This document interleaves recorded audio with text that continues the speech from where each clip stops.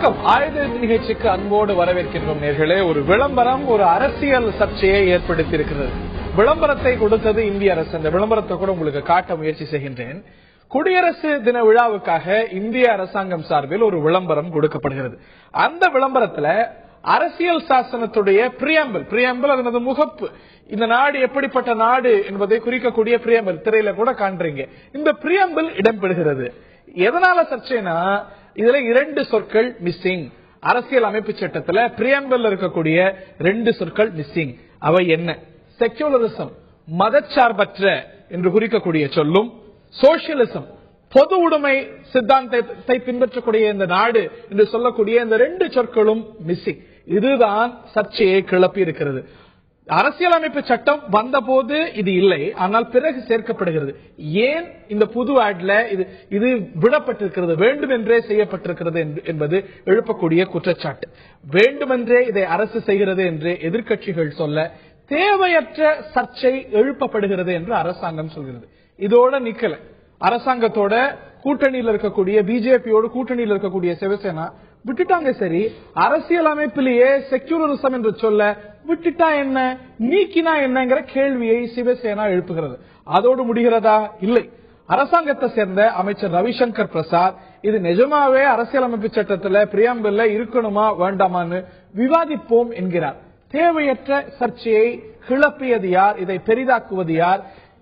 பிரியாம்பிள்ல இது இருந்தாலும் உள்ளடக்கத்தில், செயல்பாட்டில் இந்த செக்யூலரிசமும் சோசியலிசத்தையும் கடைபிடிக்கின்றோமா நாம்? இந்த குற்றச்சாட்டை எழுப்பக்கூடிய கட்சிகளுக்கு இந்த குற்றச்சாட்டை எழுப்புவதற்கான தார்மீக உரிமைகள் இருக்கிறதா? பல கேள்விகள் எழுந்திருக்கின்றன. நேர்களே, விரிவாக பேசுவோம், விவாதிப்போம். இது சார்ந்த கூடுதல் விவரங்களை முதலில் எமது சிறப்பு செய்தியாளர் சலீம் தர கேட்போம். 1947ஆம் ஆண்டு ஒன்றாக இருந்த நாடு இந்தியா பாகிஸ்தான் என 2 நாடுகளாக பிரிந்தது. பாகிஸ்தான் தன்னை இஸ்லாமிக் ரிபப்ளிக் ஆஃப் பாகிஸ்தான் என அழைத்துக் கொண்டது. மதத்தை முன்னிறுத்தியது. இந்தியா மதத்தை முன்னிறுத்தவில்லை. தி ரிபப்ளிக் ஆஃப் இந்தியா என்று மட்டுமே தன்னை அழைத்துக் கொண்டது. 1950 ஜனவரி 26 இந்திய அரசியல் சாசனம் அமலுக்கு வந்தது. இந்திய அரசியல் சாசனத்துல பிரியாம்பிள் அப்படின்னு சொல்லி ஒன்னு இருக்கு, முன்னுரை.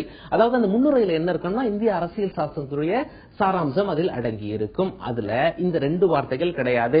சோசியலிஸ்ட், செக்குலர் அப்படிங்கிற வார்த்தை அப்ப கிடையாது. 1976 சேர்க்கப்பட்டது. இந்திய அரசியல் சாசனத்தில் ஒரு திருத்தம் கொண்டு 42வது திருத்தத்தில் அப்பொழுது இந்திரா காந்தி தான் இந்தியாவுடைய பிரதமர். இந்தியாவில் அவசர நிலை பிரகடனப்படுத்தப்பட்ட போது அந்த 2 வார்த்தைகளும் சேர்க்கப்பட்டது. இப்பொழுது என்ன சர்ச்சை அப்படின்னா, மத்திய அரசு கொடுத்திருக்கின்ற ஒரு விளம்பரத்தில் குடியரசு தினத்தன்று அந்த 2 வார்த்தையும் விட்டுட்டாங்க. ஏன் அப்படின்னு கேட்டா, மத்திய அரசு என்ன சொல்றாங்கன்னா, 1950 இந்திய அரசியல் சாசனம் அமலுக்கு வரும்போது இந்த 2 வார்த்தைகளும் கிடையாது. அது மட்டுமல்ல, காங்கிரஸ் சென்ற வருடம் அம்பேத்கர் அவர்களின் பிறந்த நாள் பொழுது ஒரு விளம்பரம் கொடுத்திருந்தாங்க. 1950 அரசியல் சாசனம் எப்படி இருந்ததோ அதைத்தான் விளம்பரமா கொடுத்திருந்தாங்க. எங்களை மட்டும் ஏன் கேள்வி கேட்கறீங்க அப்படின்னு சொல்லி மத்திய அரசு சொல்றாங்க. சிவசேனா இதை ஆதரிக்கிறது. இந்த 2 வார்த்தை இருக்கவே கூடாது, இதை தூக்கிடணும் அப்படின்னு சொல்லிட்டு. இப்ப காங்கிரஸ் என்ன கேள்வி எழுப்புறாங்கன்னா, ஒரு சட்ட திருத்தத்தை நீங்கள் கைவிட்டு விடுவோம் என்று சொல்கிறீர்கள். 1950க்கு போறீங்க.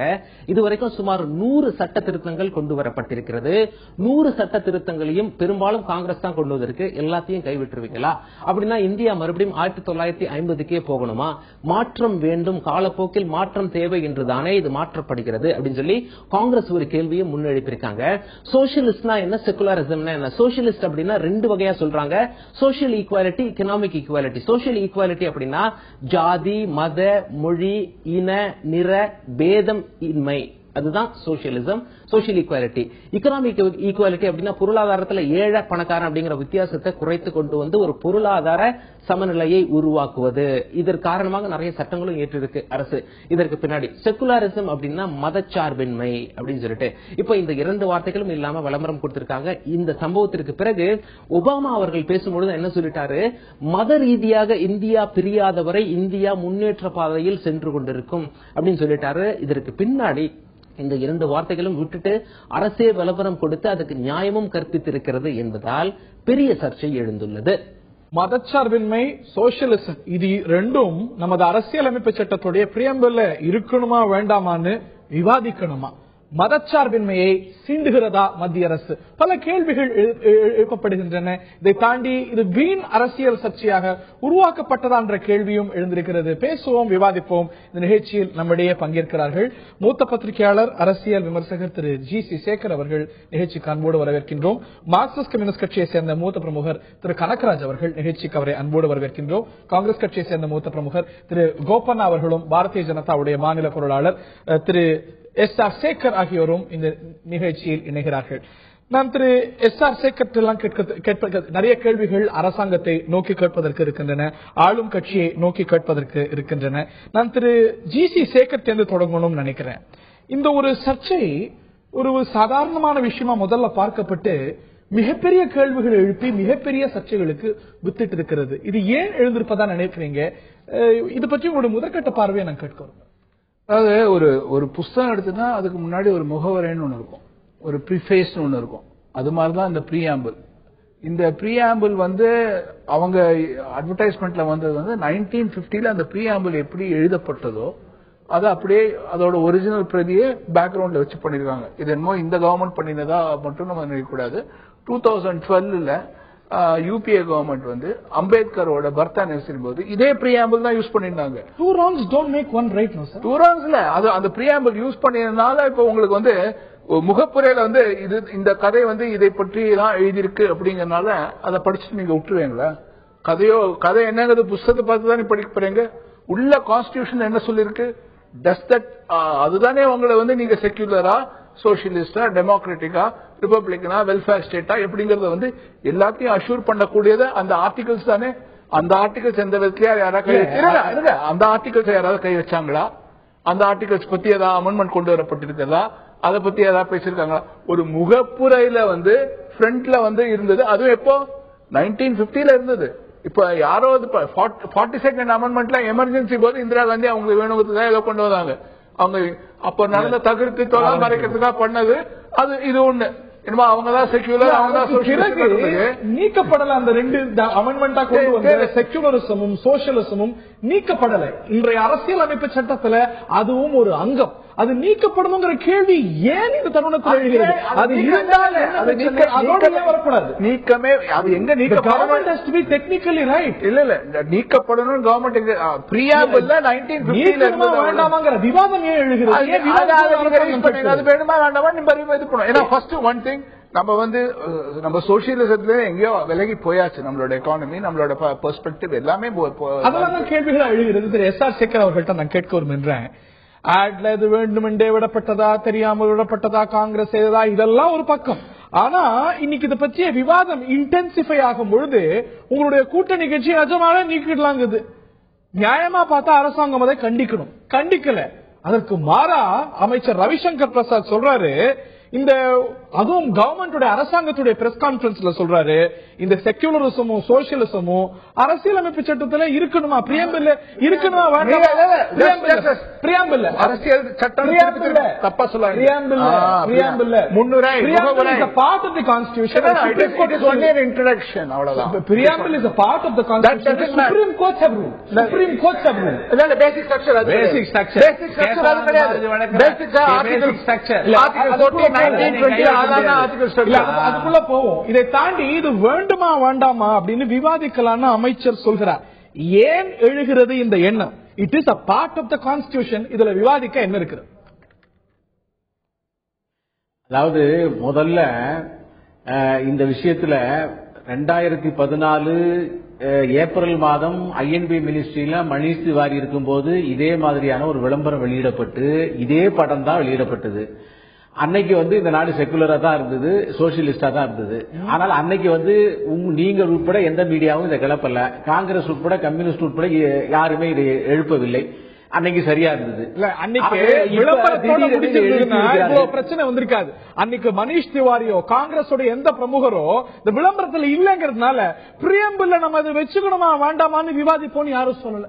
மணீஷ் திவாரி சொல்லல. இன்னைக்கு ரவிசங்கர் யாரும் கிளப்பலையே. உங்களை மாதிரி ஆள் யாரும் பத்தி சர்ச்சை கிளப்பியது காங்கிரஸ். தார்மீக உரிமை காங்கிரஸ்க்கு இருக்கான்னு கேட்போம். ஆனா அதற்கு பிறகு உங்களுடைய கூட்டணி கட்சி அது பெரிதாக்கப்படும். என்னுடைய கேள்வியாவே தான் வச்சு அது பெரிதாக்கப்படணுமா அப்படிங்கிற கேள்வி ஒரு பக்கம் இருக்கட்டும். அதுக்கு பிறகு என்ன நடக்குது, அதுக்கு பிறகான டெவலப்மெண்ட்ஸ் பாருங்க. நிஜமாவே நீக்கிடுவோம், பிரியம்பில் இருந்து தூக்கிடுவோம் செக்யூலரிசம் உங்களுடைய கூட்டணி கட்சி சொல்லுது. உங்களுடைய அமைச்சர் அது வேணுமா வேண்டாமான்னு விவாதிப்போங்கிற ஏன் அந்த கேள்வி எழுது?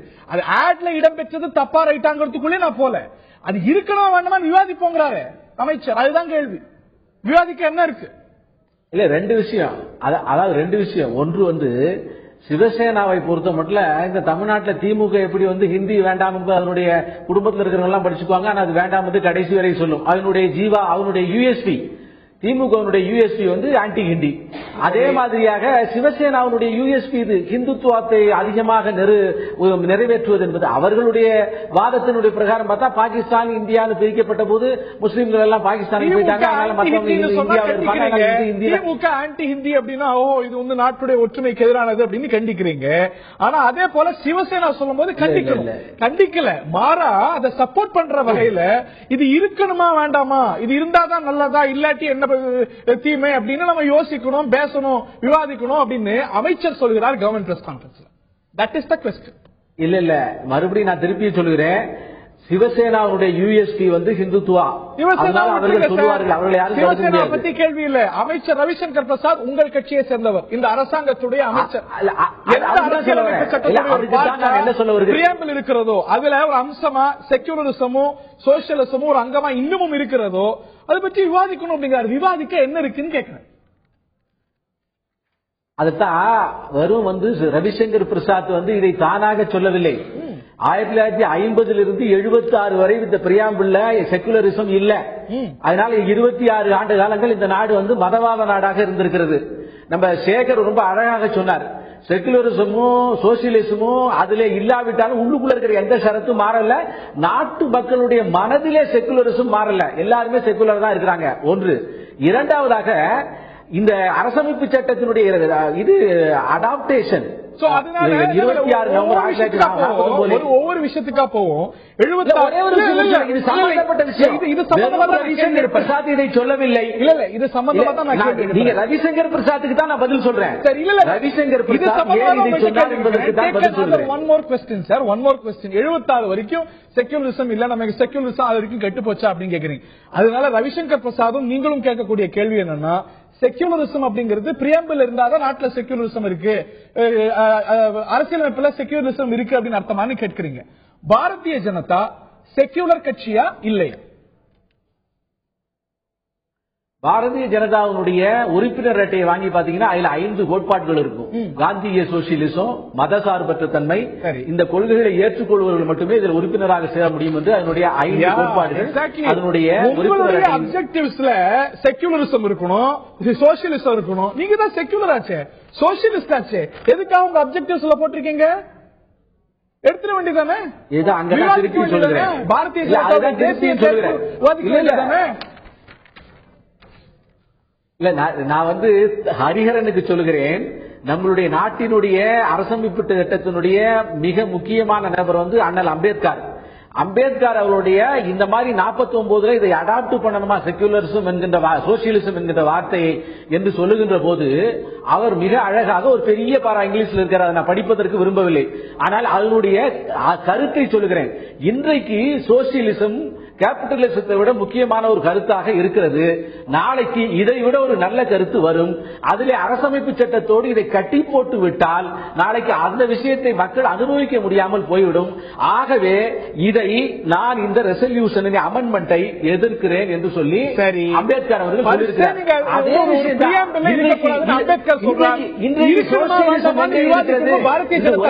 அப்படின்னா இது சோசியலிசம் மாறும், கேபிட்டலிசம் மாறும், மக்கள்கிட்ட விடப்படுவோம் அப்படின்னு அம்பேத்கர் சொன்னார். நீங்க எதிர்க்கிறீங்கனாலும் கூட, இல்ல அது வேணுமா வேண்டாமா விவாதிக்கணும்னு நீங்க கருதினாலும் கூட, ஏன் உங்க கான்ஸ்டிடியூஷன்ல சேர்த்திருக்கீங்க? குறைஞ்சபட்சம் உங்க கான்ஸ்டிடியூஷன் இருக்கணுமா வேண்டாமா விவாதிங்க. பிறகு இந்திய நாட்டுடைய கான்ஸ்டிடியூஷன் வேணுமா வேண்டாமா? உங்க கான்ஸ்டிடியூஷன்ல சோசியலிசமோ செக்யூலரிசமோ வச்சிருக்கீங்க. ஆனா நாட்டுடைய கான்ஸ்டிடியூஷன்ல வேண்டுமா விவாதிக்கணுங்கிறீங்க. என்ன மாதிரியான கான்ட்ரடிக்ஷன், என்ன மாதிரியான குழப்பம்? இல்ல கான்ட்ரடிக்ஷனே இல்ல. எங்களுடைய கான்ஸ்டிடியூஷன் இல்ல, எங்களுடைய 5 கோட்பாடுகளிலே இவை ஆதரிக்கிறோம். இப்ப ஒரு விவாதம் வந்திருக்கிறது. என்ன விவாதம் வந்திருக்கிறது? இந்த 2 வார்த்தைகள் இல்லாத ஒரு பிரியாம்பிளுடைய படத்தை காங்கிரஸ்காரர்கள் பல்வேறு காலகட்டத்தில் உபயோகித்த பிறகு அதை பற்றி விமர்சனம் செய்யாதவர்கள் இன்றைக்கு விமர்சனம் செய்கிறார்கள். அப்படி விமர்சனம் செய்கிற போது நாங்க பிஜேபியில் என்ன சொல்லுகிறோம் என்று சொன்னால், அது இந்த நாட்டினுடைய பாரம்பரியத்திலே, பண்பாடிலே, பழக்க வழக்கங்களிலே ஏற்கனவே ஊன்றி போய்விட்டது. ஒரு விஷயத்தை கூட்டிலே நீங்கள் தள்ள இருந்திருக்கிறீர்கள். பாரம்பரியத்தில் பழக்க வழக்கத்தில் விஷயம் பிரியாம்பிள் இருக்கணுமான்னு கேள்வி கேட்கிறீங்க. பாரம்பரியத்துல பழக்க வழக்கத்துல உங்களுடைய செயல்பாட்டில் அது இருக்குமானால் ஏன் உங்க கான்ஸ்டிடியூஷன்ல அப்ஜெக்டிவ்ல வச்சிருக்கீங்க, கோட்பாடா வச்சிருக்கீங்க, முரண்பாடா இல்லையா? மேலும் பல கேள்விகள் எழுந்திருக்கின்றன. இந்த பிரியாம்பிளை பத்தி சொல்லும் பொழுது இது இந்திய அரசியலமைப்பு சட்டத்துடைய ஒரு ஆபரணம் என்று சொல்கிறார்கள். ஆபரணம் என்று தான் பல நோக்கர்களால், பல வல்லுநர்களால் விமர்சிக்கப்படுது. அதில் 2 ரத்தினங்களை வேண்டுமா வேண்டாமா, எரிந்து விடவா தூக்கி விடவா என்று விவாதிப்பது. செக்யூலரிசம், சோசியலிசம், இந்த 2 வரிகள் இல்லாத, இந்த 2 சொற்கள் இல்லாத பிரியாம்பிளை, அரசியல் அமைப்பு சட்டத்துடைய முன்னுரையை வடிவமைத்துக் கொண்ட அதோடு கூடிய ஒரு விளம்பரத்தை மத்திய அரசாங்கம் போட்டு அதெல்லாம் மிகப்பெரிய சர்ச்சையை கிளப்பி இன்னைக்கு பல விவாதங்களுக்கு வித்திட்டிருக்கிறது. மதச்சார்பின்மையை சீண்டுகிறதா மத்திய அரசாங்கம் என்ற கேள்வி பிரதானமாக எழுந்திருக்கிறது.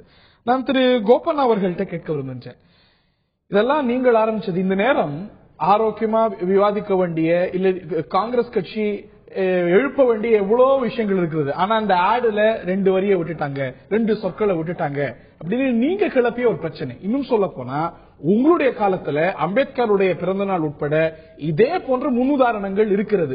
ஒரு சின்ன சர்ச்சையை மிக பெருசாக்கி சிவசேனாவை பேச வச்சு, அரசாங்கத்தை பேச வச்சு, இன்னைக்கு தேவையற்ற பல விஷயங்களுக்கு வித்திட்டு இருப்பது நீங்க கிளப்பிய சர்ச்சை. மனிஷ் திவாரி அமைச்சராக இருந்த போது அந்த விளம்பரம் ஒரு தவறுதலாக வந்த விளம்பரம். அந்த தவறுதலான விளம்பரத்தை வைத்துக் கொண்டு அதே போல ஒரு விளம்பரத்தை நாங்கள் வெளியிட்டோம். அதுல எங்கள் மீது எந்த தவறுக்கு அன்றைய அரசு மன்னிப்பு கேட்டது. அதாவது அந்த தவறுக்கு இன்னொரு தவறு, இதுவும் தவறு, அதை பார்த்து நாங்கள் செய்துட்டோம், எங்களுடைய நோக்கம் எதுவும் இல்லைன்னு சொன்னா இது பிரச்சனையே இல்லை. ஆனால் உள்நோக்கத்தோடு வேண்டுமென்றே திட்டமிட்டு அந்த 2 வார்த்தைகள் நீக்கப்பட்ட 1950 முகவுரையை வைத்துக் கொண்டு அதை விளம்பரமாக வெளியிட்டு அதற்கு பிறகு சிவசேனா கருத்து கூறுவது, அதுக்கப்புறம் ரவிசங்கர் பிரசாத் இதை பற்றி இந்த நாடு விவாதிக்க வேண்டும், ஏன்னா ஏற்கனவே இந்த நாடு மதச்சார்பற்ற நாடாக இருக்கும்போது முகவுரையில் அது இருக்கணுமா, அதை பற்றி விவாதிக்கணும், அது இருக்கக்கூடாது என்பதுதான் எங்கள் நிலை என்றெல்லாம் ரவிசங்கர் பிரசாத் சொல்றார். வெங்கைய நாயுடு அதை நீக்கிற எண்ணம் இல்லை என்று சொல்லுகிறார். ஆக ஒரே ஒரு குழப்பமான கட்சியாக பாஜக இருக்கிறது. எங்களை பொறுத்தவரை 1950 முகவுரையில இந்த 2 வார்த்தைகள் இல்லை.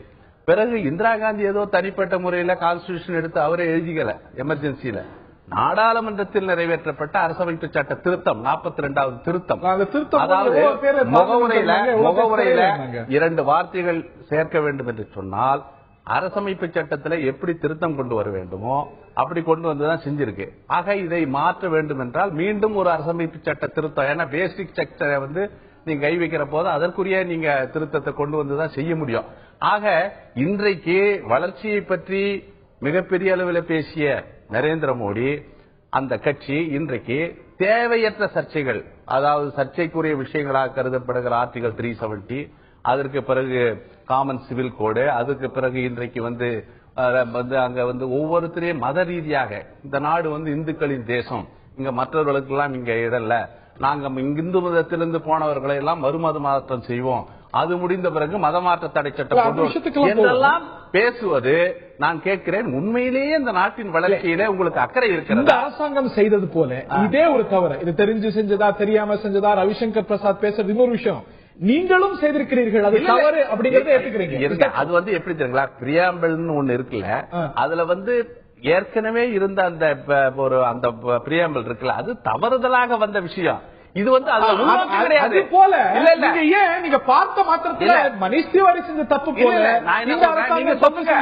நீங்க சொல்லுங்க. 1976 அரசமைப்பு சட்ட திருத்தத்துக்கு பிறகு இருக்கிற முகவரியை விளம்பரத்தில் வைப்பதற்கு பதிலாக பழைய 1950 இருந்த முகவரியை வைத்து விட்டோம். இது தவறுதலாக நடந்த விவாதத்திற்கு வேலை கிடையாது. அன்றைய ஐஎன்பி மினிஸ்ட்ரி இதே தவறு எக்ஸாக்ட்லி தி சேம் தவறு செஞ்ச போது விளக்கம் கொடுத்ததா? இல்ல அதுக்கு அது வந்து அன்நோட்டிஸ்டா போயிருக்கலாம், யாருடைய பார்வைக்கு வராம. நீங்க செய்த தவறு அன்நோட்டிஸ்டா போயிருக்கலாம். எங்களுடைய நோக்கத்துக்கு வேறுபாடு இருக்கு. ஏன்னா அரசமைப்பு சட்டத்துல இந்த இத வந்து சமதர்ம சமய சார்பற்ற குடியரசு மக்களாட்சி குடியரசு என்று சொன்னது காங்கிரஸ் கட்சி, திருத்தம் கொண்டது நாங்க. அதை நாங்க உள்நோக்கத்தோடு அந்த 2 வார்த்தைகளை நீக்க வேண்டிய அவசியம் எங்களுக்கு கிடையாது. ஆனால் பாஜக உள்நோக்கத்தோடு செயல்பட்டிருக்கிறது. நான் திரு கனகராஜ் அவர்கள்ட்ட கேட்க விரும்புகிறேன். சோசியலிசம் செக்யூலரிசம் இது அரசியலமைப்பு சட்டத்துல இருக்கணுமா வேண்டாமான்னு முதல்ல யோசித்தவர் இந்திரா காந்தி அல்ல. உங்களுக்கும் தெரியுமா, மிக நன்றாக தெரிந்திருக்கும். கான்ஸ்டிடியூண்ட் அசம்பிளி போதும், அதாவது அரசியலமைப்பு சட்டம் உருவாக்கக்கூடிய நிர்ணய சபையிலும் சரி, அதற்கு முன்பாக நேரு தலைமையில் அமைந்த ஒரு சபையிலும் சரி, இது வேண்டுமா வேண்டாமான்னு விவாதிக்கப்பட்டு அம்பேத்கர் வேண்டாம் என்று நினைத்து அதுல ஒரு கருத்தொற்றுமை உருவாகி விடப்பட்ட ஒரு விஷயம் பிறகு சேர்க்கப்படுது, இன்னொரு அமெண்ட்மெண்ட்ல கொண்டு வரப்படுது. இன்னைக்கு வேண்டாம் என்று கருதப்பட்ட ஒரு விஷயம் சேர்க்கப்படுது. அது இருக்கணுமா வேண்டாமாங்கிறத விவாதிப்போம் என்று இந்த அரசாங்கம் சொல்வது, இதுல பெரிய தவறு இருப்பதாக எந்த அடிப்படையில கருதுறீங்க? அதாவது முதல்ல நான் சில விஷயங்களுக்கு ஏற்கனவே வந்த விஷயங்களுக்கு சொன்னோம். பிரியாம்பிள் அது ஒண்ணுமே இல்ல, அதுக்கு மரியாதை இல்லைன்னா அதை எடுத்துடலாங்க. சவரின் ஸ்டேட்னு எதுக்கு வச்சிருக்கணும்? இதை ரெண்டை மட்டும் ஏன் கொஸ்டின் பண்ணும்? பிரியாம்பிள் இருக்கக்கூடிய எல்லாத்தையுமே எடுத்துடலாம். பிரியாம்பிள் எதுக்குமே அது பிரயோஜனமற்றது என்று சொல்லுகிறவர்கள் அப்படின்னு யார் சொல்றாங்க? இப்ப சார் கூட சொன்னார். பிரியாம்பிள் வந்து it is not, it is முகவரை, இட் இஸ் an introduction தான் சொல்றாங்க. It is not part of constitution. It is an introduction. எனவே அதுக்கு எந்த விதமான மரியாதையும் இல்லைன்னா வேற எதை எடுத்தாலும் இந்த கோபம் வரக்கூடாது. நம்பர் 1. நம்பர் 2, வெறும் எழுத்தை எடுத்தா அடிப்படை மாறிடுமா அப்படின்னு சில பேர் கேள்வி வைக்கிறாங்க. கூகுள் மேப் வந்து இந்தியாவினுடைய வரைபடத்தை கொஞ்சம் மாத்தி போட்டான்னா எதுக்கு நாம கத்துறோம்? 3வது, நீங்க கேட்ட கேள்வி, எஸ் அம்பேத்கர் இருந்த போது அவர் சொன்னது உண்மை. அதே அம்பேத்கர் சொன்னதுல இருந்து நம்ம எஸ்சி எஸ்டிக்கான இடஒதுக்கீடு 10 வருஷத்துக்கு போதும்னு அவர் நினைச்சார். இப்ப நம்ம எத்தனை வருஷமா அதை மாத்திட்டு இருக்கோம்? அதே கான்ஸ்டிடியூஷனை எத்தனை தடவை மாத்திருக்கோம்? இன்னும் எவ்வளவு பெரிய புத்திசாலி வந்தாலும் இந்த கான்ஸ்டிடியூஷன் என்பது தொடர்ச்சியாக நம்முடைய தேவைக்கு தகுந்த மாதிரி மாறிக்கொண்டே இருக்கும். அதுல எந்த விதமான சந்தேகமும். அமெண்ட் செஞ்சாங்க 76ல அமெண்ட் செய்யப்பட்டது. அதுக்கு பிறகு இன்னொரு முறை அமெண்ட் பண்ணுமா வேண்டாமான்னு யோசிப்போங்க. இல்ல அதுல நீங்க அதைத்தான் நீங்க வந்து இதுல 2 விதமான தன்மை இருக்கிறது. நீங்க பேசும்போது ஒண்ணு சொன்னீங்க, தவறுதலாக நடந்து விட்டது என்றால் ஏற்கனவே இந்த மாதிரியான விஷயங்களை அது நேரடியா பாரதிய ஜனதா வைக்கட்டும், அது பிரச்சனை இல்லை. இப்படி மறைமுகமாக ஒரு அஜெண்டாவை முன்வைத்து அதன் மீது ஒரு விவாதத்துக்கு எழுப்புவது என்பது அவங்க தொடர்ச்சியா நீங்க ரைட் ஃப்ரம் த பிகினிங் பாத்தீங்கன்னா, இப்ப சில ஆர்குமெண்ட் கூட நீங்க கூட சொன்னீங்க, ஆனா நீங்களே அதை சொன்னீங்க, 1-2 தவறு நிச்சயமாக ஒரு சரியாக மாறாது என்று. அது கருப்பு பணமா இருக்கட்டும், இலங்கை தமிழர் பிரச்சனையா இருக்கட்டும், அல்லது இது எதை எடுத்தாலும் சரி, காங்கிரசுக்கு மாற்று என்று சொல்லிவிட்டு இதைத்தானே காங்கிரஸ் சொல்லுச்சு அப்படின்னு சொல்றது அதை நியாயப்படுத்துவதாக அமைய முடியாது. 2வது, நீங்க சொன்னது மாதிரியே அது பல நேரங்களில் நானும் சொல்வேன், காந்தியன் சோசியலிசம் அது பிஜேபி கிட்ட இருக்கக்கூடிய ஒரு விதமான இரட்டைத்தன்மை என்பதை நீங்க எல்லா காலத்திலுமே பார்க்க முடியும். இந்தியாவில் எந்த பிரைம் மினிஸ்டரும் நீங்க வந்து பார்லிமெண்ட்டை தொட்டெல்லாம் கும்பிட்டது இல்லை. ஆனா அதே சமயத்தில் அந்த பார்லிமெண்ட்டுக்கு உரிய மரியாதையை, நேரம் செலவழிப்பது, பாராளுமன்றத்தில் விவாதிப்பது என்று இல்லாமல் இதுவரையிலும் இல்லாத அளவிற்கு நிறைய அவசர சட்டங்களை கொண்டு வந்தவர். அது மாதிரி தன்னுடைய கான்ஸ்டிடியூஷன்ல நீங்க சொன்ன மாதிரி காந்தியன் சோசியலிசமும் செக்குலரிசத்தையும் பேசிக்கொண்டு அடிப்படையில் அதை மாற்ற வேண்டும் என்கிற நோக்கத்தோடு செயல்படுகிறார்கள் என்பதுதான் அதுல இருக்கக்கூடிய பிரச்சனை. எனவே நான் வந்து விவாதிக்க கூடாது என்றோ அதெல்லாம் சொல்லல. இதுல இருக்கக்கூடிய விஷயம் என்னன்னா, இந்தியா ஒரு செக்குலர் ஸ்டேட்டாக இருக்க வேண்டுமா இல்லையா? ஒரே விஷயம் தான், தப்பா நடந்து போச்சுங்க, ஃபியூச்சர்ல இதெல்லாம் இருக்காது என்று சொல்வது ஒரு முறை, அல்லது நம்முடைய கான்ஸ்டிடியூஷன்லயே செக்குலரிசம் இருக்கணுமா வேண்டாமான்னு பேசுவது. அப்படி இல்லாமல் உண்மையான பிரச்சனைகளை திசை திருப்புகிற முறையிலும் மக்களை அப்படி திசை திருப்புவதன் மூலமாக உண்மையான பிரச்சனைகளில் கவனம் செலுத்த விடாமல் இருப்பதற்காகவும் பிஜேபி செய்கிற தந்திரங்கள் என்பது ஆட்சி பொறுப்புக்கு வந்ததிலிருந்து தொடர்ச்சியாக நடைபெற்றுக் கொண்டிருக்கிறது. எழுப்பியது பாரதிய ஜனதாவா எதிர்கட்சிகளா? இந்த கான்ஸ்டிடியூஷன் இந்த வரியை விட்டுட்டாங்க அப்படின்னு ஒரு அட்வர்டைஸ்மெண்ட் கவனிக்கப்படாமலே போயிருக்கும். சிவசேனா பேசுவதற்கோ ரவிசங்கர் பிரசாத் நீங்க சொல்வது போல கவனத்தை திருப்பறதுக்கோ அவசியம் இல்லாம போயிருக்கும். பூத கண்ணாடி வச்சு அந்த அட்வர்டைஸ்மெண்ட் பார்த்து இத்தனை விவாதங்களுக்கு வித்திட்டு இருப்பது எதிர்கட்சியா அரசாங்கமா? திசை திருப்பதியா இல்ல. அதாவது ஒரு விஷயம் என்னன்னா, அது இது தப்பு தான், இதுக்கு மேல நடக்காது என்று சொல்வதன் மூலம் அதற்கு முற்றுப்புள்ளி வைத்திருக்க முடியும். இப்படி எல்லா பிரச்சனையுமே சொல்ல முடியும். கோட்சேயை புகழ்ந்து பேசுவதை கண்டுகொள்ளாமல் விட்டு இருந்தால் அது பாராளுமன்றத்தில் வந்திருக்குமா, அது எல்லாத்துக்கும் தெரிஞ்சிருக்குமான்னு கூட கேள்வியை கேட்கலாம். தவறு என்று கருதினால் யார் வேண்டுமானாலும் அதன் மீது விமர்சனத்தை வைக்கலாம். அமைச்சர் ரவிசங்கர் பிரசாத் கேட்கிறார், இந்த செக்குலரிசம் அப்படிங்கிற ஒரு சொல் பிரியம்பிள் இருந்தாதான் இந்த கான்ஸ்டிடியூஷன் செக்குலரா எனும் பொழுது இது வேண்டுமா வேண்டாமா என்று விவாதிக்க வேண்டும் என்று இருப்பதனால் என்ன கேடு? செக்குலரிசம் சோசியலிசம் ரெண்டும் இந்த அரசியலமைப்பு சட்டத்துடைய பிரியம்பிள் இருக்கணுமா வேண்டுமா என்பது பற்றி, இருக்கணுமா வேண்டாமா என்பது பற்றி விவாதிக்கலாம் என்று அமைச்சர் சொல்கிறார். அமைச்சர் ரவிசங்கர் பிரசாத் சொல்கிறார். அப்படிப்பட்ட எண்ணம் இல்லை என்று வெங்கையா நாயுடு சொல்கிறார். நீக்க வேண்டும், இந்த செக்குலரிசம் வார்த்தை பிரியம்பிள் வேண்டாம் என்று சிவசேனா சொல்கிறது. இவையெல்லாம் பல கேள்விகளை எழுப்புகின்றன. மதச்சார்பின்மையை சீண்டுகிறதா அரசு அப்படிங்கிற கேள்வி எழுப்பப்படுகிறது. இன்னைக்கு ஒரு அரசியலமைப்பு சட்டத்தில் இருக்கக்கூடிய ஒரு விஷயம் நீக்கப்படணுமா வேண்டாமா, பிரியம்பிள் இருக்கிற ஒரு விஷயம் நீக்கப்படணுமா வேண்டாமா அப்படின்னா அதுக்கு காரணிகள் நியாயமான ஒரு ஜஸ்டிஃபைட் காரணிகளா இருக்கணும். ஒரு ஆட்ல ஏதோ வர, அதன் மூலமா ஒரு சர்ச்சை வர, அதன் அடிப்படையில இன்னைக்கு வேணுமா வேண்டாமா அப்படிங்கறத பத்தி விவாதிப்போம் அப்படின்னு அரசாங்கம் சொல்லும் பொழுது திரு கனகராஜ் சொல்வது போல பல விஷயங்கள்ல இருந்து, விவாதிக்கப்பட வேண்டிய பல விஷயங்கள்ல இருந்து டைவர்ட் பண்ற ஒரு டாக்டிக்காக இதை ஏன் பார்க்க கூடாது? இருக்கலாம். பிஜேபி காங்கிரஸ் நீ டைவர்ட் பண்ணும்போது பிஜேபி டைவர்ஷனரி டாக்டிக்ஸ் அடாப்ட் பண்றாங்க. ஒன்றும் தப்பே கிடையாது. அரசியல் சதந்தம் தானே. காங்கிரஸ் ஒரு தேவையில்லாத விஷயத்த பூதாகரமா கிளப்பும் போது அவ்வளவுதானே, நீ ஊதி பெருசாக்கினா நான் அதோட ஊதி பெருசாக்குறேன்னு அவங்க ஊதுறாங்க. அவ்வளவுதான். அதுல பொறுப்பற்ற தன்மையோட நடந்துக்கிட்டா நானும் பொறுப்பற்ற தன்மையோட நடந்துக்கிட்டேன். ஒரு கட்சி நினைக்கலாம், ஒரு ஆட்சியில் இருக்கக்கூடிய ஒரு அமைச்சர், அது கட்சி இல்ல, அது பல வருஷம் ஆட்சியில் இருந்த கட்சி. ஓகே, அரசாங்கமும் தப்பு. டிபேட் தானே, இட் இஸ் ஒன்லி டிபேட். அது எவ்வளவு நாள் டிபேட் பண்ண போறோம்? இன்னைக்கு இந்த டிவி சேனல்ல இன்னைக்கு டிபேட் பண்ணோம், நாளைக்கு இதே அடுத்த ஒரு வாரத்துக்கு இந்த இஷ்யூ வருமா? வராது. அவ்வளவுதான். இந்த டிபேட் அதோட அமுங்கி போக போறது. இந்த மாதிரி டிபேட் எல்லாம் ஆர்டிகல் 370 பத்தி டிபேட் வைக்கலாம் அப்படின்னு தான் இப்போ நடுவில் பேசிட்டாங்க. இப்ப பாருங்க, ஆர்டிகல் 370 இருக்கணும்னு சொல்லக்கூடிய ஒரு கட்சி கூட ஆட்சி அமைக்கிறாங்க. சோ இந்த மாதிரி அட்ஜஸ்ட்மெண்ட், இந்த மாதிரி இதெல்லாம் உங்களுக்கு ப்ரொனவுன்ஸ்மெண்ட்ஸ் எல்லாம் நீங்க ஒரு அரசியல் கட்சி கிட்டே இருந்து வரும்போது ரூலிங் பார்ட்டிங்க அதுக்கு ரொம்ப ஓவரா நம்ம சீரியஸா அதுக்கு ரொம்ப ஓவர் இம்பார்ட்டன்ஸ் கொடுக்கறது தேவையே இல்லை. இதெல்லாம் அரசியல சகஜம்பா அப்படிங்கிற மாதிரி காங்கிரஸ் அதுக்கு நாங்க இப்படி ரெஸ்பாண்ட் பண்ணுவோம் அப்படின்னு அவங்களோட that is their way of responding. பிஜேபியா இருக்கட்டும், சிவசேனா இருக்கட்டும். அதனால நாளைக்கு பிரியாம்பிள் சுப்ரீம் கோர்ட் கிளியரா சொல்லியிருக்கு, பேசிக் ஸ்ட்ரக்சர் ஆஃப் கான்ஸ்டிடியூஷனை யாராலையும் அமெண்ட் பண்ண முடியாதுன்னு கிளியரா சொல்லியிருக்கு. கேசவானந்த பாரதி கேஸ்ல கிளியரா சொல்லியாச்சு. அதுக்கப்புறம் யாராலையும் ஒண்ணும் பண்ண முடியாது. இன்ஃபேக்ட் எமர்ஜென்சி போது அவங்க கொண்டு வந்த சில அமெண்ட்மெண்ட்ஸே அதுக்கப்புறம் it was struck down by the supreme court because it affected the basic structure of the constitution அப்படின்னு சொல்லிருக்காங்க. சோ அதை மீறி யாரும் ஒண்ணும் செய்ய முடியாது. சோ உங்களுக்கு the basic structure of the constitution article 14, 19 and 21 equality before law, freedom of expression, protection of life and personal liberty இது தொடவே முடியாது. In fact freedom of expression and person of லிபர்ட்டியை தொட்டு அதை அராஜகம் பண்ணினது எமர்ஜென்சியில காங்கிரஸ் பண்ணது. மாரல் ரைட்டே கிடையாது என்ன கேட்டா. ரைட், பிரியம்பிள் அமெண்ட் பண்ண முடியும் அப்படிங்கிற ஒரு ப்ரொவிஷன் இருந்ததுனால 1976 அமெண்ட் செய்ய முடிந்தது. இது தாண்டி இது விவாதிக்கப்படணும், விவாதத்துக்கு உட்படுத்தப்படணும் அப்படின்னு சொல்றீங்க. இன் பிரின்சிபல் நீங்களும் கூட இது இருக்கணுமாங்கிற ஒரு கேள்வி எழுப்புறீங்க. சிவசேனா என்ன லைன் எடுக்குதோ அதே தான் அமைச்சர் சப்டலாக எடுக்கிறார்.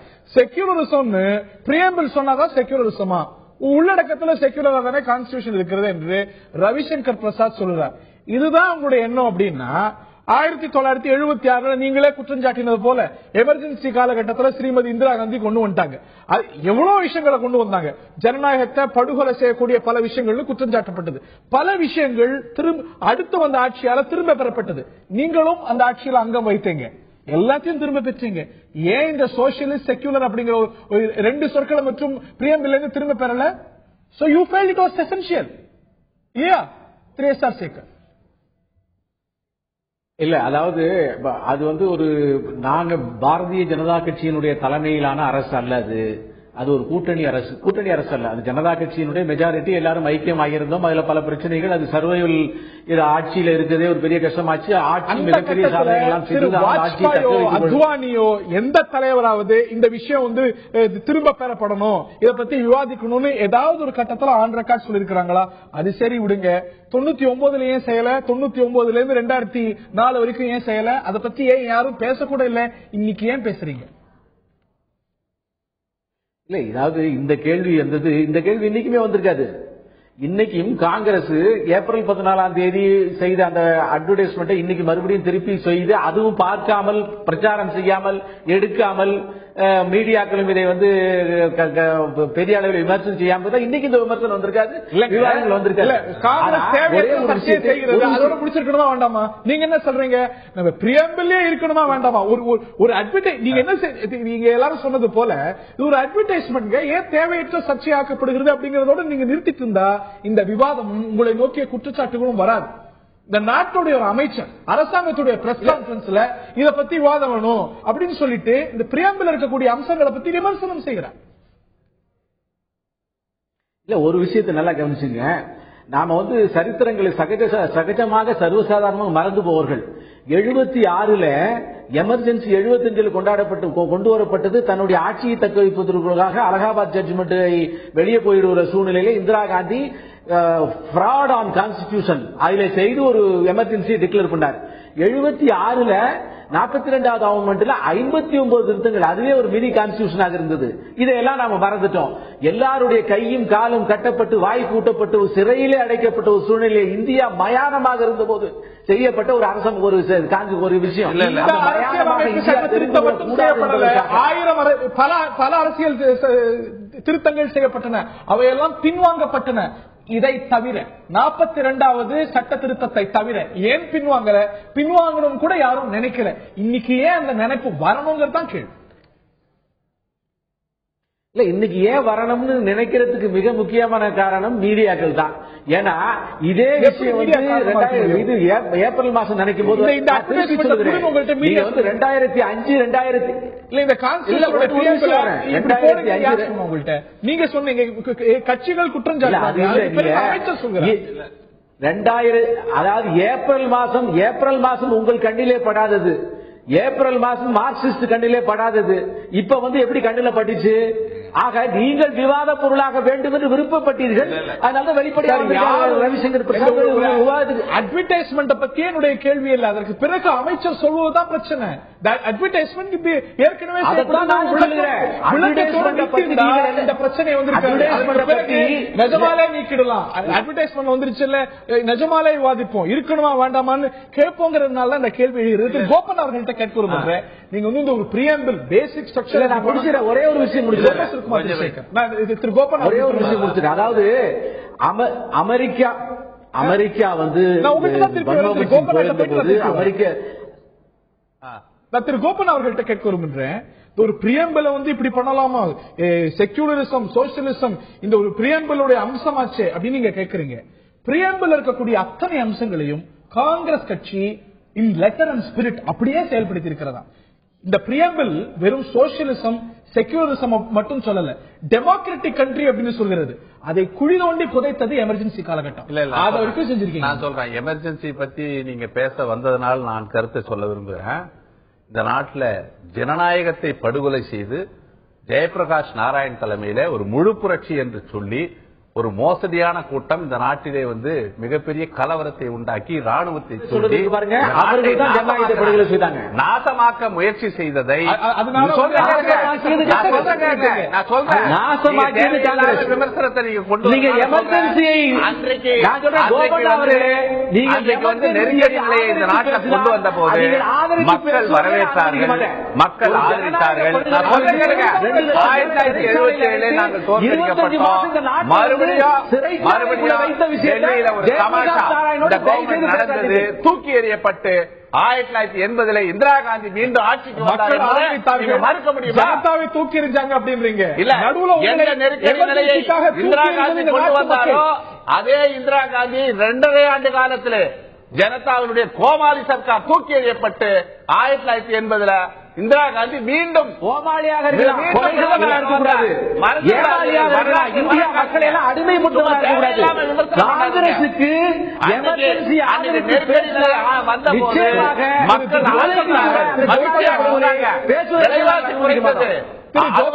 எல்லோரும் சரியா வேலைக்கு வந்தாங்க. எல்லாமே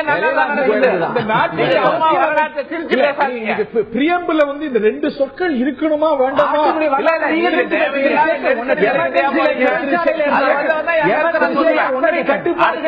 இல்ல, இதுல நான் கேக்குறேன் இந்த மதசார்பின்மை கொள்கையில மதசார்பு என்ற ஒரு வார்த்தை இருப்பது பாஜகவுக்கு ஏற்புடையதா இல்லையா என்று கருத்தை சொல்லுகிற துணிச்சல் பாஜகவிற்கு இருக்கிறதா? மதச்சார்பற்ற விஷயம்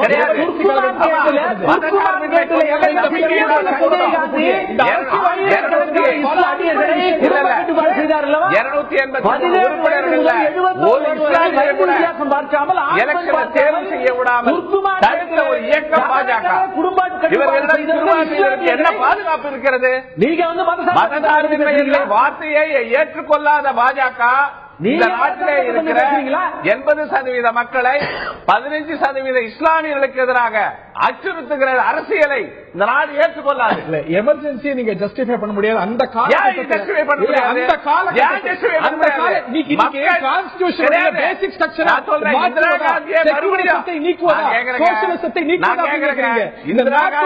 அரசியலமைப்பு சட்டத்துடைய பல அடிப்படை கூறுகள் மிகப்பெரிய கேள்விக்குள்ளாக்கப்பட்ட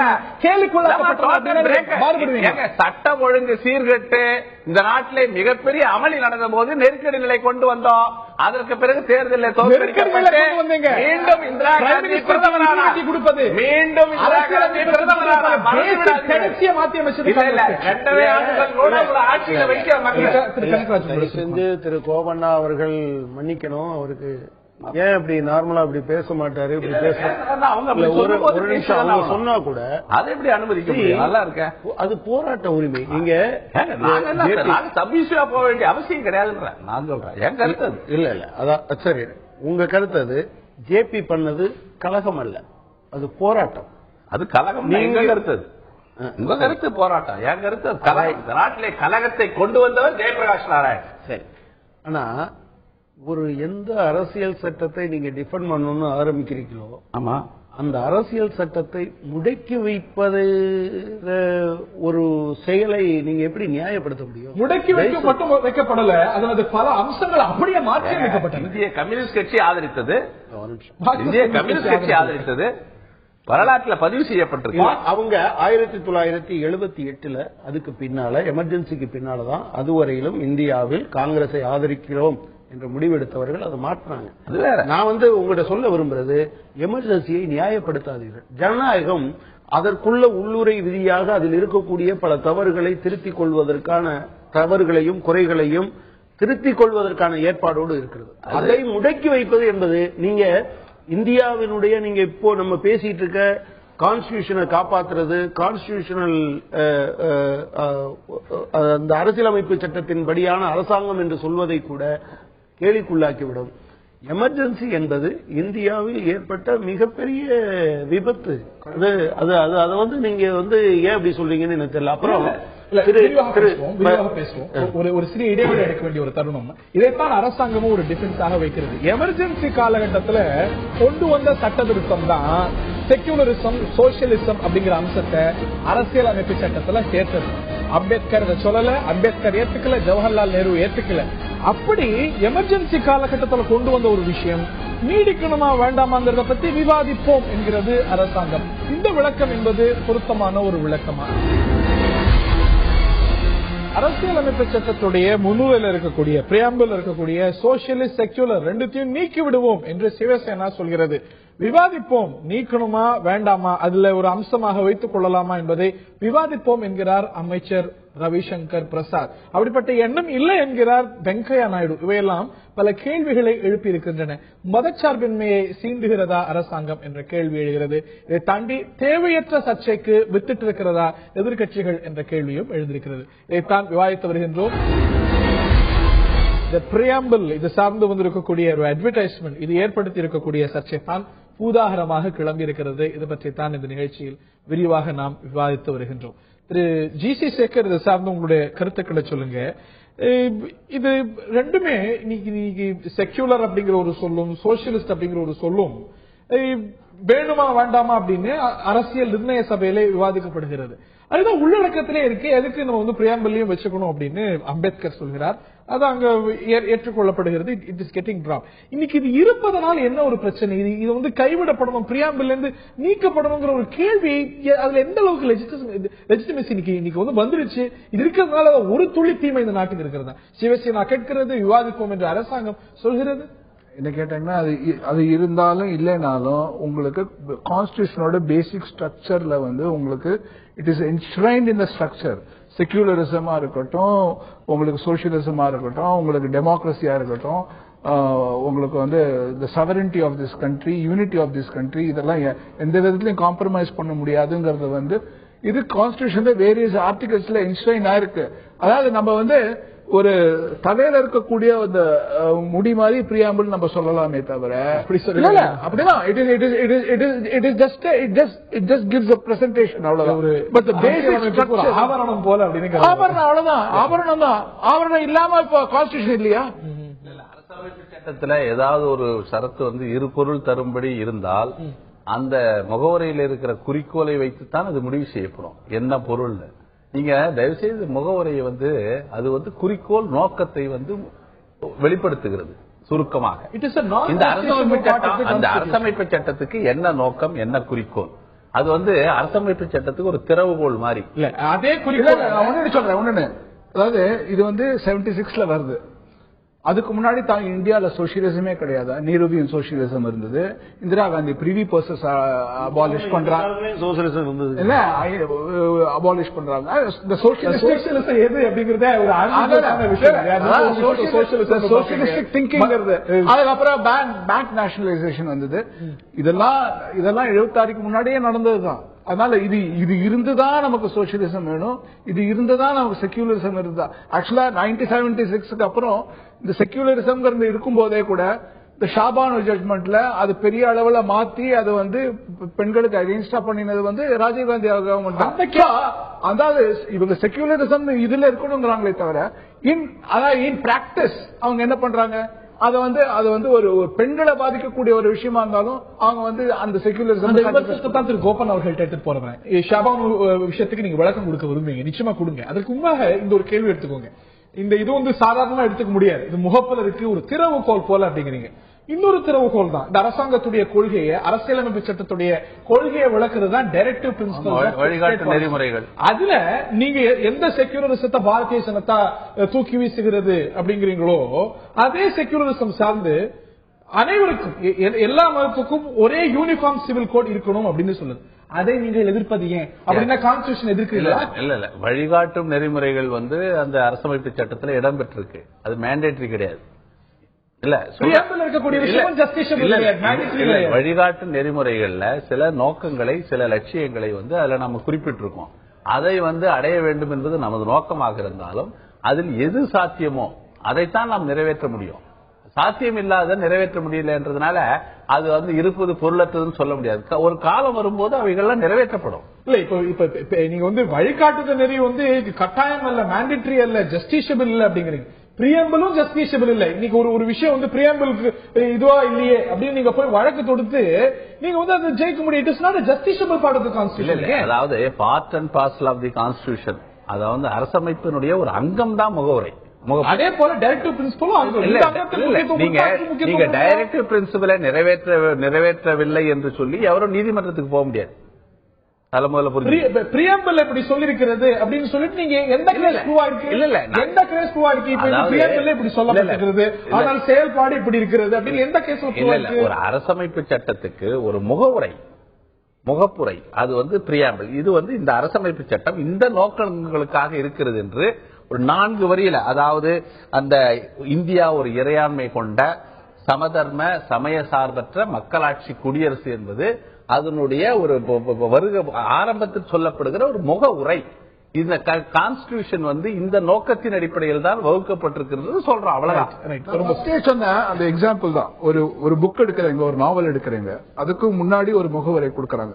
அந்த முகவரை இல்லைன்னா அந்த நாவல்ல நம்ம படிக்க மாட்டோமா? இல்ல கதை முகவரையில சொல்லிருக்கிறது போலதான் அந்த நாவல் அமைந்திருக்காங்க. செக்குலரிசமும் சோசியலிசமும் இருக்கிறது. இன்னைக்கு பிஜேபி அரசாங்கமும் காங்கிரஸ் அரசாங்கமும் மாற்றி அதிகமான ஆண்டுகள் இருந்திருக்கின்றன. இந்த விமர்சனத்தை இன்னைக்கு செக்குலரிசம் போச்சு, சோசியலிசம் போச்சு, போறதுக்கு பாஜக நினைக்கிறது அப்படின்னு சொல்லக்கூடிய காங்கிரஸ் கட்சி கூட இதை லெட்டர் அண்ட் ஸ்பிரிட் செயல்படுத்தி இருப்பதா நினைக்கிறீங்களா திரு கனகராஜ்? இல்ல நீங்க அவங்க சோசியலிசம் என்கிற கான்செப்ட் உலகம் முழுவதும் ஒரு சமத்துவத்தை அடையாளப்படுத்துவதாக மாறி நின்ற காலத்தில் எந்த ஒரு கட்சியும் சோசியலிசம் என்கிற வார்த்தையை தள்ளிவிட்டு அவர்களால் நிற்க முடியாது, அரசியல் செய்ய முடியாது என்கிற நிலைமை இருந்தது. நீங்க ஹிட்லர் உட்பட அவர் தேசிய சோசியலிசம் என்கிற வார்த்தையை பயன்படுத்தினார். தமிழ்நாட்டில் நீங்க திமுக பயன்படுத்தியது, அதிமுக பயன்படுத்தியது, நீங்க பிஜேபி இன்னும் வச்சிருக்கு, காங்கிரஸ் ஆவடி சோசியலிசம் என்றார்கள்.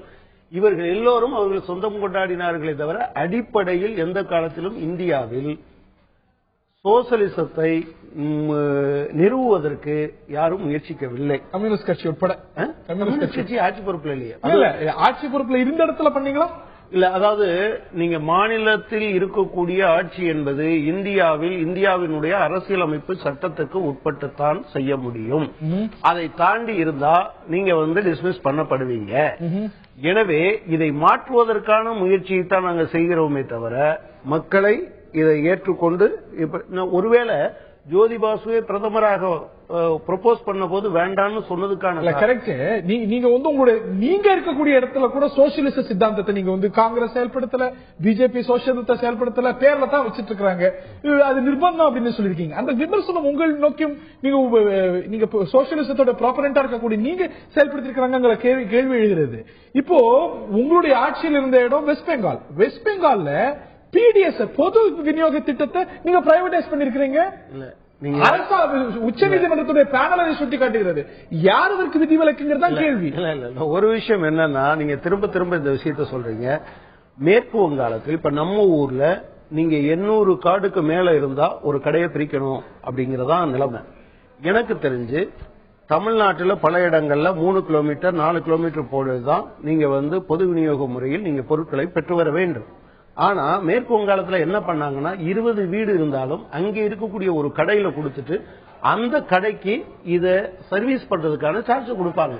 இதை நீங்க எல்லாத்தையும் தனியார் மயமாக்கிட்டாங்க அப்படின்னு பேசுறது உச்ச நீதிமன்றத்தோட அங்க இருக்கக்கூடிய மேல்நியூட்ரிஷனுக்கு காரணமா இருந்திருக்கிறது, பல விஷயங்களுக்கு காரணமா இருந்திருக்கு இதை சொல்கிறது. எவ்வளவு குற்றச்சாட்டு சிங்கூர் விஷயத்துல நீங்க சிங்கூர்ல அந்த முடிவெடுக்கலாம் அரசாங்கம் டிஸ்மிஸ் பண்ணிருக்குமா? அது சோசியலிச கொள்கை. சிங்கூர்ல நாங்க பண்ணது தப்புன்னு தான் நான் சொல்லிட்டேன். அதாவது நீங்க மக்களை கன்வின்ஸ் பண்ணாமல், தொழிலுக்கு நிலம் என்பது அவசியம், ஆனா மக்களை கன்வின்ஸ் பண்ணாம எதையும் நீங்க புல்டோஸ் பண்ண முடியாது. எங்க அரசாங்கம் அப்படி செய்திருக்க கூடாது என்று நாங்க அது செஞ்ச ஒரு தப்பு என்று சொல்லியிருக்கோம். இதையே கொள்கையா வச்சிருக்கதும் நீங்க நடக்கும்போது இன்னமும் நாளைக்கு நீங்க சோசியலிசம் வந்தாலும் முழு மெஜாரிட்டியோட நாங்க இருந்தாலும் 1 or 2 தவறு நடக்கலாம். தவறே நடக்காது என்று எந்த ஆட்சியும் சொல்ல முடியாது. அப்படி சொல்றது முழுக்க முழுக்க பொய்யாத்தான் இருக்கும். பட் தவறுகளை கொள்கையாக வைத்துக் கொண்டிருப்பது என்பது வேற, நீங்க நடைமுறையில் ஒரு தவறு வருகிற போது அதை திருத்திக் கொள்வது என்பது வேற. திரு எஸ் ஆர் சேகர், இப்ப அண்ணன் கனகராஜ் ரொம்ப அழகா சொன்னார். சோசியலிசத்துக்கு ஒரு காலம் இருந்தது, அதனால சோசியலிசத்தை பத்தி பேசாமல் சோசியலிசத்தை நான் ஏற்றுக்கொள்கிறேன் சொல்லாமல் இருப்பவர்கள் ஒரு மாதிரியாக பார்க்கப்பட்ட காலம். அந்த காலத்துல தான் தன்னுடைய ஆட்சி வந்து ஜனநாயக நெறிமுறைக்கு முரணாக இருப்பதை தவிர்ப்பதற்காக தான் இந்திரா காந்தி அவர்கள் இதை பயன்படுத்தினார்கள்.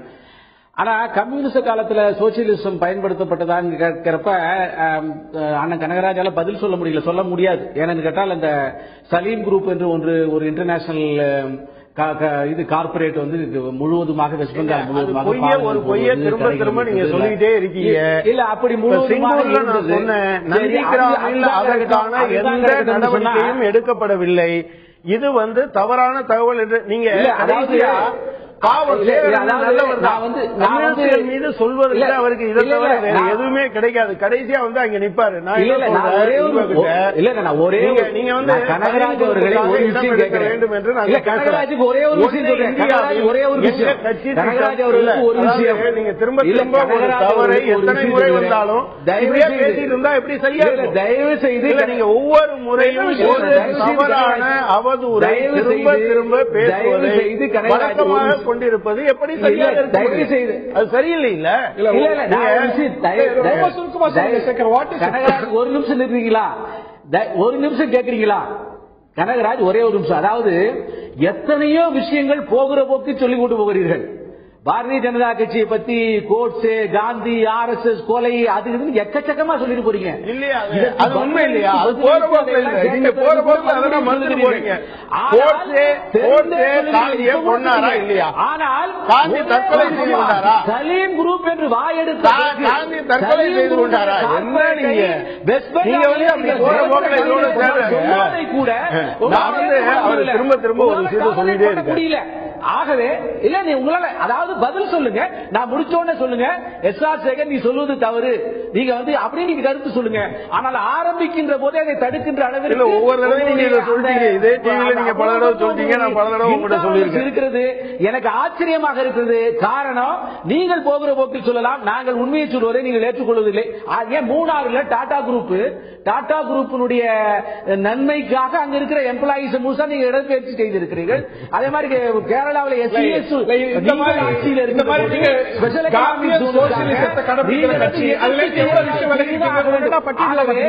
சோசியலிசம் என்பது கம்யூனிசத்தினுடைய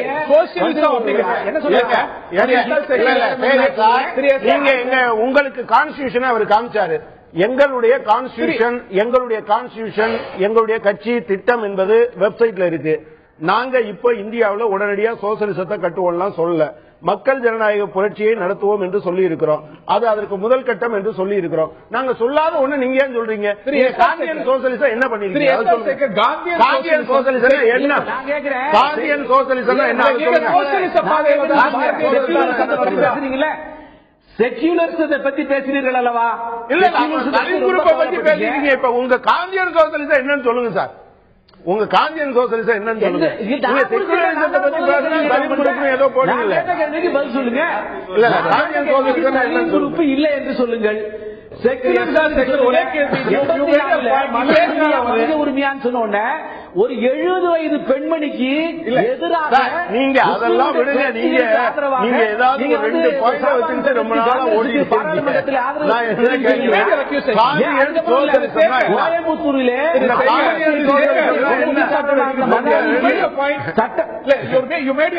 நானும் சில கேள்வி இது முடிச்சேன். அதிகமாக தேசத்துக்கு ஆதரவு பாரதிய ஜனதா கட்சியுடைய கொள்கை சோசியலிசமா இல்லையா? ஆமா தானே? இப்ப சரி, அதுல என்ன தவறுன்னு கேட்கிறேன். அதுல என்ன விஷயம் இல்லையா? தப்பே இல்ல. அதன்படித்தான் உங்களுடைய அரசாங்கத்துடைய எங்களுடைய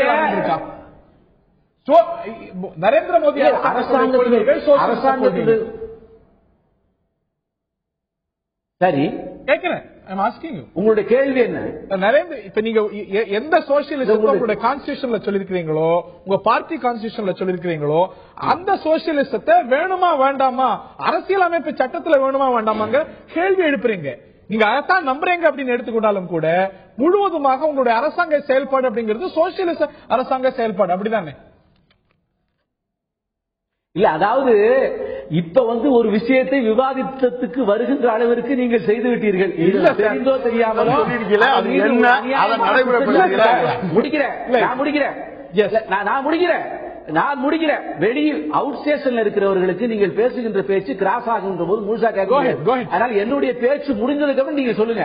நீங்க பேச்சு முடிஞ்சோட சொல்லுங்க. அதாவது ஒரு விவாதத்தை துவக்கி இருக்கிறீர்கள், அநியாயமான குற்றச்சாட்டை சுமத்தி இருக்கிறீர்கள், வேண்டுமென்றே செக்குலரிஸ்டும் சோசியலிஸ்டும் பாஜக எடுத்திருக்கிறது, அதற்கு அது அதனுடைய மறைமுக அஜெண்டா என்று சொல்லியிருக்கிறீர்கள். விவாதத்துக்கு வாங்கன்னு சொல்லியிருக்கோம்.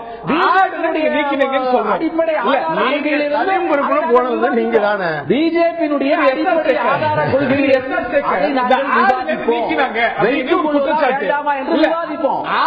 நீக்கிறாங்க ஒரு குற்றச்சாட்டு, அது அடிப்படை ஆதாரமற்றது, இது எங்களுக்கு உள்நோக்கம் இல்ல அப்படின்னா முடிஞ்சு போச்சு.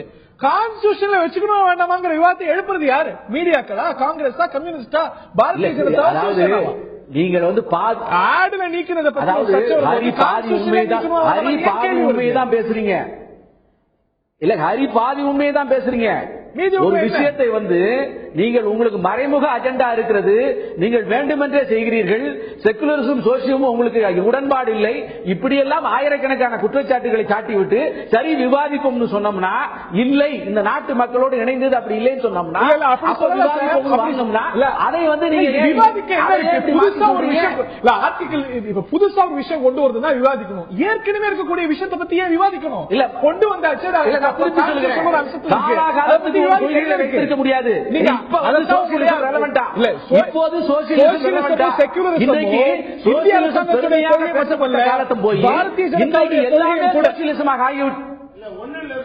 நீங்க செக்குலரிசம் உங்க கான்ஸ்டிடியூஷன்ல வச்சிருக்கீங்கல்ல, வச்சிருக்கீங்களா இல்லையா? பல்வேறு காலகட்டங்களில் பல்வேறு முடிவுகள் இருக்கிற போது விவாதிப்போம். அம்பேத்கர் அவர்கள் இதைத்தானே சொல்லியிருக்காங்க. அம்பேத்கர் கேட்க மாட்டேங்கிறீங்களே. அம்பேத்கர் அவர்கள் சொன்னார், இன்றைக்கு நாம் சோசியலிசத்தை வைத்துக் கொண்டிருந்தால் நாளைக்கு அதை விட ஒரு கான்ஸ்டிடியூஷன் என்று கேட்டிருக்கிறார்களே. மனு தர்மத்தை கொளுத்தணும்னு சொன்னாரு, கொளுத்துறீங்களா? ஜாதிக்கு அடிப்படை மதம் தான் சொன்னாரு, நீங்க அதை கைவிட்டுறீங்களா?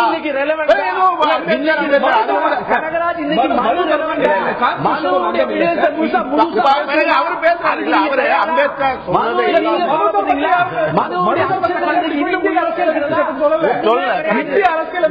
கிடையாத ஒரு விஷயத்தை புதுசாக பேசுறீங்க. நீங்க செக்குலரிசத்துக்கு ஆதரவாக சொன்ன நீங்க செக்குலரிசம் ஃபாலோவே பண்ணல, மதாவை ஆதரிக்கிறீர்கள், சட்டமன்றத்தில் தீர்மானம் ஏற்படுத்துறீர்கள்.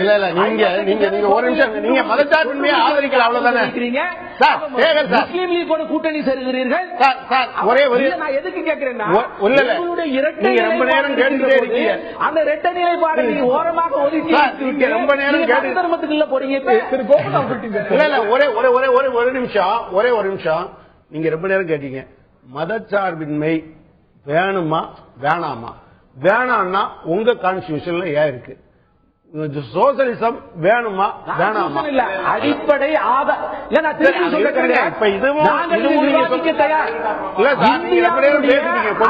சட்டத்தினுடைய பிரியாம்பிளில் இப்ப நான் சொல்றேன் கேட்டுங்க, உங்களுக்கு பதில். இந்தியாவின் பிரியாம்பிளில் இது விவாதிப்பதற்கு இந்திய நாட்டு மக்கள் தயாரானால் எங்களுடைய விவாதிக்க என்ன இருக்குங்கிறதா என்னுடைய கேள்வி. சோசியலிசமோ செக்யூலரிசமோ நீங்க ஏத்துக்கிறீங்க, உங்க கான்ஸ்டிடியூஷன்லயே வச்சிருக்கீங்க, அதுதான் கடைபிடிக்கப்படணும் அப்படிங்கிறீங்க, அதுதான் இந்தியன் கான்ஸ்டிடியூஷன்லயும் இருக்கு. அது ஏன் மாத்தணுங்கிறீங்க? நீங்க ஏற்றுக்கொண்ட ஒரு விஷயத்த, உங்களுடைய கான்ஸ்டிடியூஷன்ல வச்சிட்டு இருக்கிற ஒரு விஷயத்த புதுசா கொண்டு வருதுன்னா விவாதிக்கலாம். ஏற்கனவே இருக்கிற ஒரு விஷயத்தை ஏன் இருக்கணும் விவாதிக்கணும்? எல்லாரும் யாரு இதை எடுக்கணும்னு சொல்றது யாரு? அந்த விவாதம் ஏன் எழுதுன்னு கேட்கிறேன். என்னுடைய கேள்வி ரொம்ப சிம்பிள் சார். ஒரே தவறை இந்தியாவுக்கு வேணுமா வேணாமா அதை மட்டும் சொல்லுங்க சார். ஒரே ஒரு கேள்வி அப்படி இல்லை என்று சொன்ன பிறகு அதற்கு முழுவதும் அதற்கு ஒரு சாயம் பூசி நீங்கள் குற்றச்சாட்டு சொல்லிவிட்ட பிறகு அம்பேத்கரை மேற்கோள் காட்டி நாம் புதிய விஷயத்துக்கு போவோம் என்று நாங்கள் விவாதிக்க தயார் என்று சொன்னால் நீங்க ஏன் விவாதிக்க தயார்? ஒண்ணு வேணாம் சார். ஒரு கேள்வியை மட்டும் நான் கேட்டு வச்சிருக்கேன் சார். மதச்சார்பின்மை ஏத்துக்கிறீங்களா இல்லையா? அப்படி ஏத்துக்கிட்டா அதை எதுக்கு எடுக்கணும்? இல்ல அது இருக்கிறதுனால உங்களுக்கு என்ன பிரச்சனை? அதை மட்டும் சொல்லுங்க. இல்ல மதச்சார்பின்மை இல்ல கனகராஜுக்கு நான் பதில் சொல்றேன். மதச்சார்பினை பாரதிய ஜனதா கட்சி ஏற்றுக்கிறது. அதற்காக அதற்காக ஓட்டு வங்கி அரசியலுக்காக 84 பிரச்சனை இல்ல. அப்புறம் எதுக்கு அதை மாத்தணும்? நீங்க ஏத்துக்கிற ஒரு விஷயத்தை எதுக்கு மாத்தணும்? இரட்டை வேடம் போடவில்லை. நீங்க ஏத்துக்கிற விஷயத்தை மதானிக்கு ஆதரவு தரவில்லை. கட்சியாக இருந்து கொண்டு மதசார்பின்மைக்கு ஆதரவாக இருந்து கொண்டு கேரளாவில் முஸ்லீம் லீகோடு கூட்டு சேரவில்லை. மதசார்பின்மையை நீங்கள் ஏற்றுக்கொண்ட பிறகு அது கான்ஸ்டிடியூஷனுடைய பிரியாம்பிள் இருக்கிறது. உங்களுக்கு என்ன பிரச்சனை? மக்களுக்கும் பொதுவானது. எல்லோரையும் ஒன்றாக பார்ப்பது ஓட்டு வங்கி அரசியல் இல்லை. அவ்வப்போது எவ்வளவு நேரம் பேசினாலும் கட்சி அமைப்பு இதுல மதச்சார்பின்மை இருக்கு, சோசியலிசம் இருக்கு, அதாவது காந்தி சோசியலிசம் இருக்கு. அதை நீக்காமல் முகப்புறையில் இருப்பதை நீக்குவதற்கு ஒரு விவாதம் வைப்போம் பேசுவது இல்ல இரட்டை வேடம் இரட்டை நிலை ஒண்ணு. ரெண்டாவது காந்திய சோசியலிஸ்ட பத்தி சொல்றாங்க. இல்ல நீங்க இந்திரா காந்தி அம்மா கொண்டு வந்த சோசியலிசம் அப்படிங்கிற அந்த அம்சத்தின் அடிப்படையில காங்கிரஸ் அரசாங்கங்கள் நடந்தது. புதிய பொருளாதார கொள்கை அப்படிங்கிறது காந்தியன் சோசியலிசம் சொன்னாங்கல்ல, அது என்னன்றத இப்ப நரேந்திர மோடி வச்சுதான் நாங்க புரிஞ்சுக்க வேண்டியிருக்கு. சமீபத்தில் அவர் ஒரு உடை அணிந்திருக்கிறார். அதை பற்றி ஸ்வர்ணா சேதுராமன் என்பவர் ஒரு குறுஞ்செய்தி அனுப்பிச்சிருக்கார்.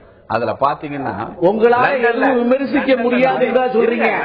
அதாவது இந்தியாவில் போட்டுக்கிட்ட அதனுடைய துணியினுடைய விலை வந்து 9,27,332 ரூபாய். இதுதான் காந்தியன் சோசியலிசம். ஆக இவர் ஸ்ரீமதி சோனியா காந்தி புதுசா கண்ணாடி இல்ல நான் சொல்றது இது வந்து பத்திரிகையில வந்திருக்கிறது. ஒரு பிரதமராக இருப்பவர் எளிமையாக இருக்கணும்.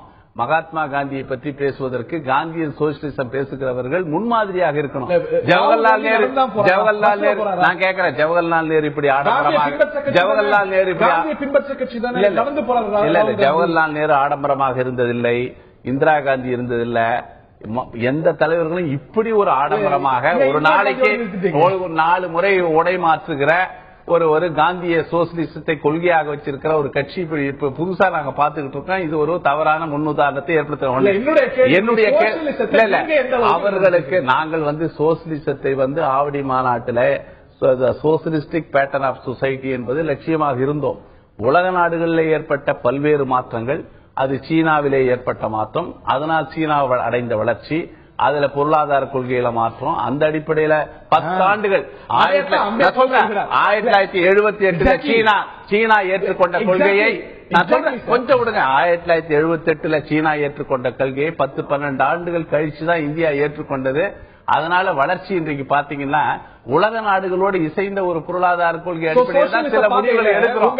அதே நேரத்தில் நீங்க சோசியலிசம் என்பது அதாவது சமநிலைத்தன்மை, சமூகத்துல சமநிலைத்தன்மை வரணும். ஏழை பணக்காரன் வித்தியாசம் இருக்கக்கூடாது, சம உரிமை சம வாய்ப்பு தான் சோசியலிசம். அம்பேத்கர் அதே தான் சொல்றேன். சோசியலிசம் சேர்க்கப்படணுமா அப்படின்னு அது ஏற்கனவே இருக்குன்றாரு.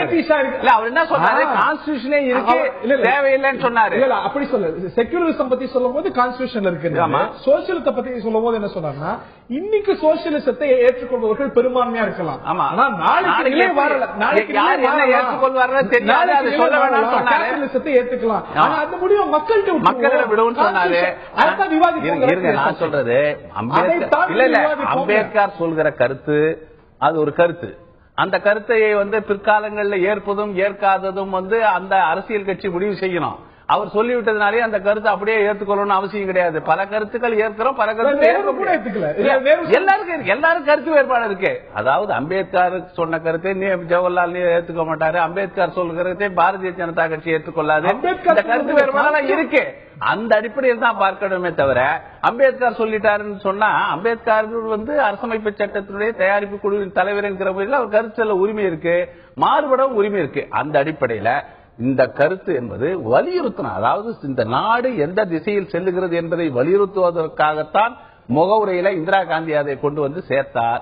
அதனால இந்த நாடு வளர்ச்சி தடைபடல, அதனால இந்த நாட்டில் எதுவும் கெட்டு போல. தயவு செய்து தேவையற்ற சர்ச்சைகளை பாஜக இறங்காமல் வளர்ச்சியை நோக்கமாக கொண்டு அதில் கவனம் செலுத்துவதை விட்டு 10 லட்சம் ரூபாய்க்கு உடை அணிந்து ஒரு பிரதமர் இந்த நாட்டில் இருப்பாரே என்று சொன்னால் அது நாடு எங்கே போய் கொண்டிருக்கிறது என்ற கேள்விதான் நமக்கு வருது. இறுதி கட்ட கருத்து அது வந்து காங்கிரஸ்க்கு இஷ்யூ இல்லாம போனதுனால இதை வச்சுட்டு ஒரு பெரிய இஷ்யூ ஆக்கினாங்க. கடைசியில அவங்களோட டிராப்ல அவங்களே விழுந்தாங்க. ஏன்னா அவங்களே இதை யூஸ் பண்ணிருக்காங்கன்னு எக்ஸ்போஸ் ஆயிருக்கு.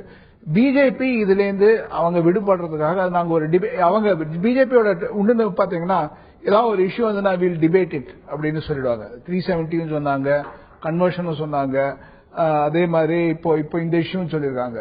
அவங்க ஏதாவது ஒரு இஷ்யூல இருந்து அவங்க விடுபடணும்னா நாங்க டிபேட் பண்றதுக்கு ready, let us have a national debate அப்படின்னுவாங்க.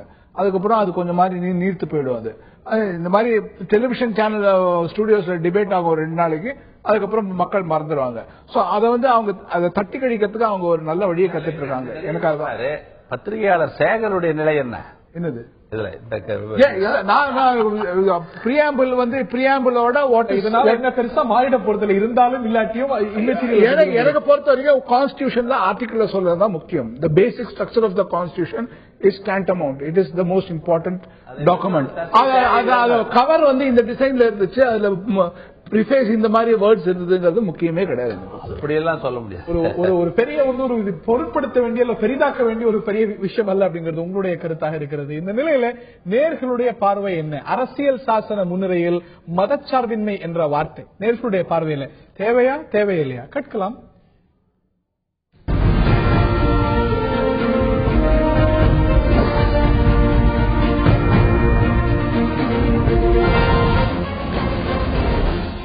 அரசியல் சாசன முன்னுரையில் மதச்சார்பின்மை என்ற வார்த்தை அவசியம் என்று 41%, தேவையில்லை என்று 55%, இது பற்றி விவாதித்து முடிவெடுக்க வேண்டும், இது பற்றிய புதிய விவாதம் இருக்கலாம் என்று 4% சொல்லியிருக்கிறார்கள். தேவை என்று 41%, தேவையில்லை என்று 55%, விவாதிக்கலாம் என்ற கருத்து 4% இருக்கிறது. இதை முடிவெடுக்க வேண்டிய இடம் பாராளுமன்றம். இதை தாண்டி இந்த தருணத்துல இது விவாதிக்கப்பட வேண்டுமா? எவ்வளவோ பிரச்சனைகள் இருக்க இது இந்த அளவுக்கு ஒரு சர்ச்சையாக வேண்டுமாங்கிற கேள்வி எல்லாமும் எழவே செய்திருக்கிறது. ஒரு விளம்பரம் ஒரு மிகப்பெரிய சர்ச்சையை அரசியலில் ஏற்படுத்தி இருக்கிறது என்பதை பதிவு செய்தாக வேண்டும். நிகழ்ச்சியில் பங்கு பெற்ற திரு ஜி.சி. சேகர், திரு கனகராஜ், திரு கோபண்ணா மற்றும் திரு எஸ்.ஆர். சேகர் மற்றும் பார்த்த நேயர்களுக்கு இந்த தருணத்தில் நன்றி தெரிவித்து விடைபெறுகின்றோம். வணக்கம்.